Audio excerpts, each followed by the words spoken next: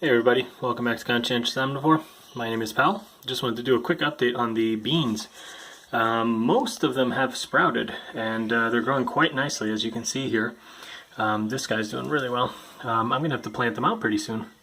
So this is fantastic. Kind of messed up on some of them. This pot here, I did have a hole cut out at the bottom. But I think it was just not big enough, and the soil stayed way too moist and they just rotted away, so those beans didn't sprout.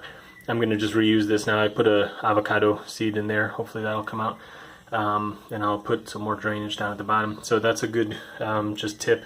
If you are reusing like plastic containers like this or anything, make sure you get enough drainage so that the water just doesn't stand in the soil.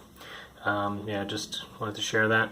And yeah, I think these are growing really nicely. I'm actually quite happy with them, and can't wait to plant them out in the garden.